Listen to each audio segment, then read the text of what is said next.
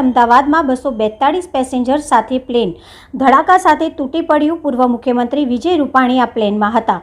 12મી જૂનના રોજ air India Boeing 787 aircraft VT ANB જ્યારે અમદાવાદથી ગેટવિક લંડનથી ફ્લાઇટ AL 171 અમદાવાદથી ટેકઓફ થયા પછી તરત જ ક્રેશ થયું છે। 2 પાયલટ્સ અને 10 કેબિન ક્રૂ ધરાવતા વિમાનમાં 242 વ્યક્તિ હતા। વિમાન પ્રથમ અધિકારી ક્લાઇવ કુંડર સાથે કેપ્ટન સુમિત સબરવાલની કમાન્ડ હેઠળ હતું।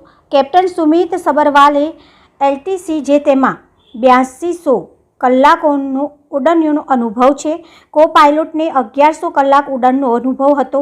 એર ટ્રાફિક કંટ્રોલના જણાવ્યા મુજબ વિમાન રનવે 23 થી 1339 IST 0809 UTC પર અમદાવાદથી રવાના થયું। તેને ATCને મે ડે સંદેશો આપ્યો। ઉડ્ડયન પરિભાષામાં મે ડે કોલ એ આંતરરાષ્ટ્રીય સ્તરે માન્યતા પ્રાપ્ત ડિસ્ટ્રેસ કોલ છે। આનો ઉપયોગ અત્યંત કટોકટીની સ્થિતિમાં થાય છે, જ્યાં વિમાન તાત્કાલિક જોખમમાં હોય છે। ઉડ્ડયનની ભાષામાં તે સૌથી તાત્કાલિક ડિસ્ટ્રેસ સિગ્નલ છે। મે ડે ફ્રેન્ચ શબ્દ છે માઇન્ડેર પરથી આવ્યો છે, જેનો અર્થ મને મદદ કરો થાય છે।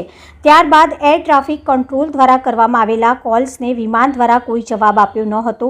રનવે 23થી વિદાય પછી તરત જ વિમાન એરપોર્ટ પરમિતિની બહાર જમીન ઉપર પડ્યું। અકસ્માત સ્થળ પરથી ભારે કાળો ધુમાડો આવતા જોવા મળ્યો। આમ આ દુઃખદ ઘટનામાં 242 પેસેન્જર સાથેનું પ્લેન ધડાકા સાથે સિવિલ હોસ્પિટલ અને મેસ ઉપર તૂટી પડ્યું। આ પ્લેનમાં પૂર્વ મુખ્યમંત્રી વિજય રૂપાણી હતા તેવું ભૂતપૂર્વ મંત્રી ભૂપેન્દ્ર ચુડાસમાનું નિવેદન આવ્યું છે। 80 જેટલા મૃતદેહ બહાર કાઢ્યા છે। સુરક્ષાના કારણસર એરપોર્ટ બંધ કરવામાં આવ્યું છે। વડાપ્રધાન નરેન્દ્ર મોદી તથા ગૃહમંત્રી અમિત